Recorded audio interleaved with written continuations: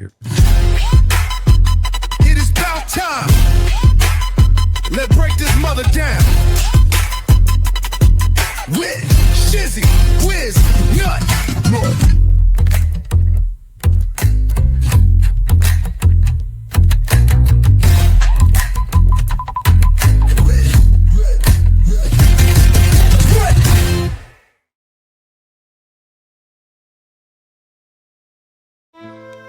Open letter to David Helm. The law ain't Lego counselor. MLS. You're not stupid. That's the tragedy.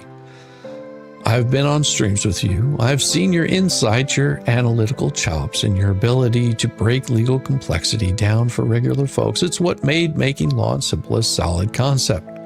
You had credibility, clarity, and at times charisma. So when I say this next part, I say it not as someone taking cheap shots at a hack, but as someone profoundly disappointed by a man who knew better and still chose worse. You filed a motion to dismiss that leans on the anti-slap statute like it's a parachute, but buddy, you packed it wrong. This motion isn't clever, it's not even bold, it's cowardly in its omissions.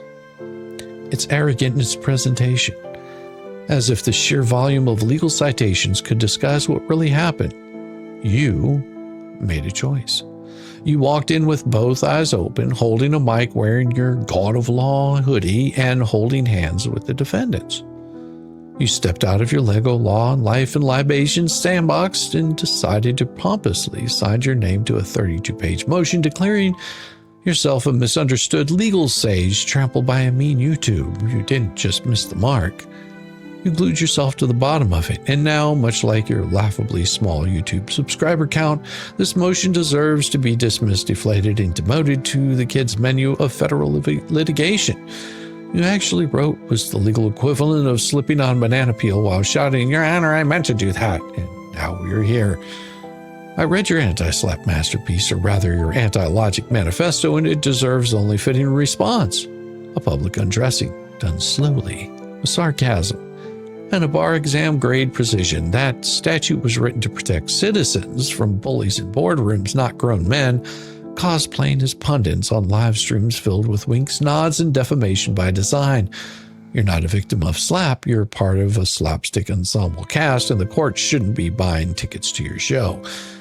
Let's start with your central argument that you were just talking about a lawsuit, not targeting the plaintiff. Newsflash: when you coordinate with other defendants, join a broadcast with one of them, repeat their false claims, and then publicly recruit more players into the so-called ANTI-WTH's eco-media system, you're not just narrating the story, you're writing yourself into it as a co-conspirator. Noting that your filing insists you were just a neutral law explainer on the YouTubes, unfairly swept into a vendetta by Jeremy Hales, except David, and I say this as kindly as one can say without eviscerating your credibility, you reached out. You knew about the no contact order between Hales, Preston, and Cook. You knew it applied to third-party communication. You were on the stream, live, when Jerry explained those boundaries. And instead of respecting it, instead of pausing and thinking, hey, I'm a licensed attorney, maybe I shouldn't walk into this dumpster fire with a torch and a camera, you dropped the bombshell during a live stream that you'd already approached Lynette, Michelle, Lacey, Alexis, Preston, and John Cook like a kid walking into a dark forest thinking he'd get candy, only to find himself shoulder deep in defamatory sludge and court orders. And not only did you reach out, you turned around and announced on air that you already reached out to Preston and Cook. No heads up, no off-stream disclosure. You ambushed him with it mid-stream and explained that no third-party contact with Preston or Cook is allowed due to a restraining order. You can say that in no way you're responsible, as it was, did this on my own, expect Jeremy not to receive backlash from your fuck up. I know you're not that stupid, David. You knew you did it anyway. Then you filed this motion pretending your hands are clean to try to separate yourself away from the lunatics you linked arms with by playing the I'm just the analyst card. But you weren't analyzing, you were amplifying. You were actually legitimizing and strategically joining in that coordinated campaign designed to destroy someone's business, reputation, and livelihood.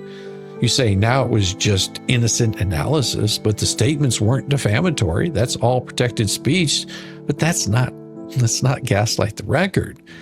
You said Hales falsely claims he doesn't earn money from YouTube. You commented, even in jest, that you saw a picture of him planting signs accusing himself of grape.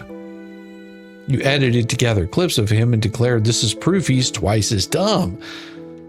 These aren't neutral explanations of the law. These are statements of fact delivered with a tone of mockery and later defended with a classic cop-out. Well, everybody knew it was a joke. David, jokes stop being funny when they echo accusations that trigger a 2-year restraining order, and that's not lost on the court or the audience. I hope you jumped in with the very people that order was designed to keep away. Let's also not pretend you were coerced, you volunteered, you coordinated, you even floated legal strategy to the same people who spent the last year spray painting grape allegations across Florida's digital backgrounds.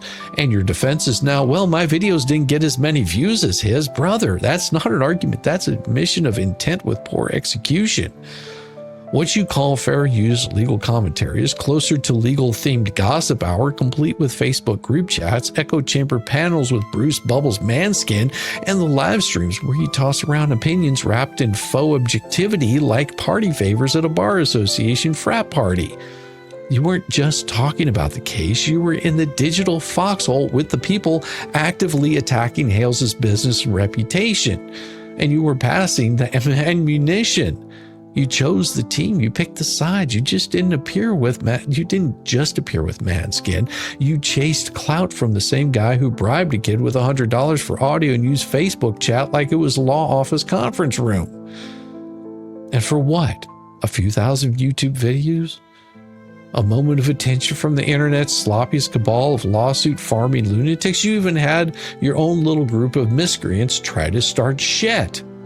Are you planning on handing that over? All the Discord threads? Or did you realize how much hot water you were about to get in and do a dirty delete?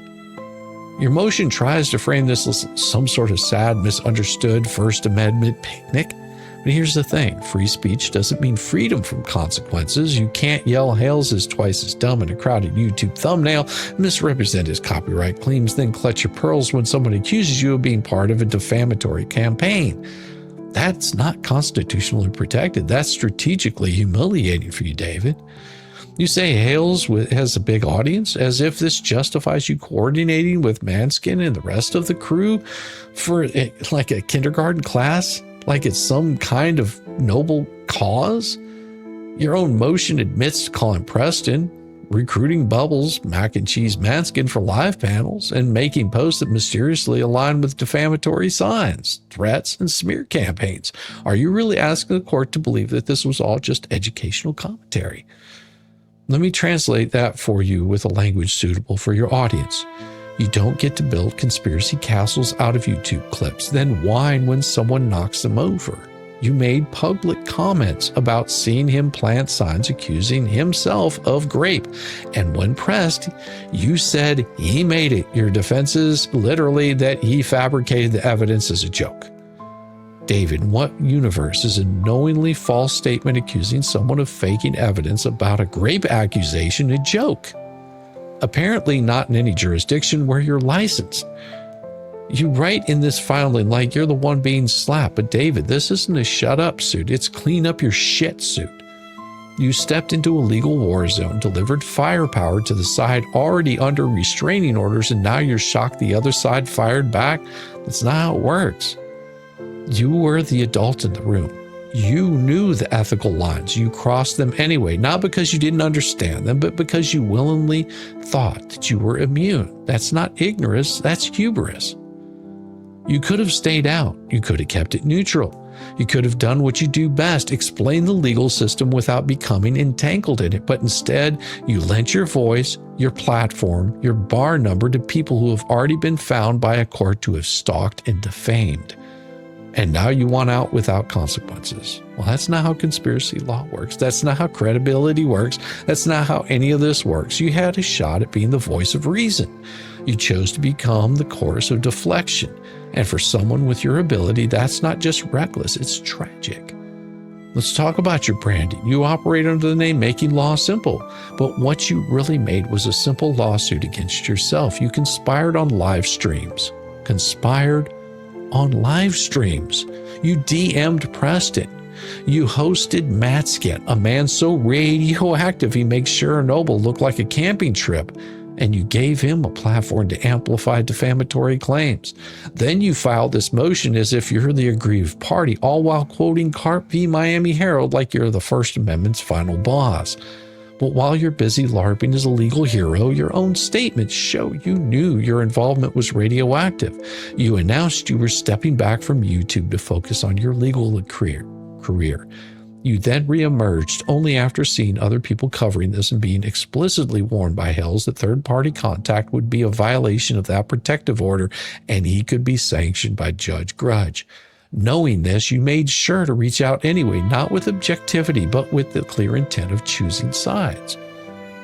That's not neutral, that's premeditated stupidity with a JD. Your motion brags that ANTI-WTH video, the anti-Hells videos got only 2,000 to 8,000 views compared to Hells 60,000 to 70,000 per video, as if that exonerates you, David. Let me simplify it for you, since it seems your channel has forgotten its own tagline. Quantity of damage is not a defense when the intent is to cause harm is clear. If I shoot someone in the leg because I missed the artery, I don't get to argue in court. Well, Your Honor, I only grazed him. You were part of a campaign to defame Hales, a campaign you joined knowingly, and after being told about a no contact order, then bragged about it on camera. You want credit for being too ineffective to do real harm? Well, cool. That's not exculpatory. It's just both defamatory and pathetic. You cite anti-slap like it's a shield, but you forgot one small requirement: truth. The statute doesn't protect speech that's knowingly false. It doesn't immunize coordinated efforts to destroy someone's livelihood with fabricated accusations. It doesn't cover, oops, I made that up, LOL, in a live stream chat while surrounded by co-defendants in an active case. You're not a First Amendment warrior. You're a guy who picked the wrong team, talked too much, and left a breadcrumb trail of admissions straight to the courtroom. And the anti-slap argument, oh please. Well, let's address the conspiracy began in June 2023, but didn't join until 2024. Defense, it's cute, but were you hoping Judge Bolitho wouldn't think conspiracy law works like an invite-only party with a guest list that closes at midnight? Because here's how conspiracy actually works. If you jump in later and help move the plan forward, guess what? You're in the pool and you don't get a towel. Then there's your claim that you just made jokes, or that I saw Jeremy planting the signs comment was clearly satire. Buddy, you followed that up by admitting you made the picture. That doesn't make you a satirist. That makes you a propagandist with a Canvas subscription. And let's not forget the gall, the dripping, arrogant gall of asserting that Hale's lawsuit has no merit because he makes money on YouTube. Do you realize that monetizing your own legal commentary doesn't immunize you from liability, right? Or were you hoping your $3 ad revenue would buy you a defamation hall pass? Let's bottom line this. You aligned yourself with people who posted signs accusing a man of raping a child. You gave airtime, oxygen, and validation to that effort, then turned around and tried to paint yourself as an innocent legal explainer with a stack of figurines and oversized sense of self-importance. That's not legal commentary. That's character assassination in nonstop motion. Now, here's your dose of reality, David. You helped light the fire. You helped pass around the gasoline, and now that the smoke is curling into the courtroom, you want to run behind a Lego wall and cry anti-slap. It's not just laughable, it's insulting. Your motion isn't a shield, it's an accidental confession. So unless you've got the pro bono wizard ready to turn all this into a Pixar short called David and the Defamatory Dumpster Fire, you might want to stop throwing bricks and start bracing for judgment, because in the court, the law isn't simple, but the consequences, well, they should be. Sincerely, Shizzy Wisnut, the god of mockery, spokesman for every lawyer who cringed while reading that filing, and vice president of Velcro. Indeed, indeed I am. It is about time. Let's break this mother down.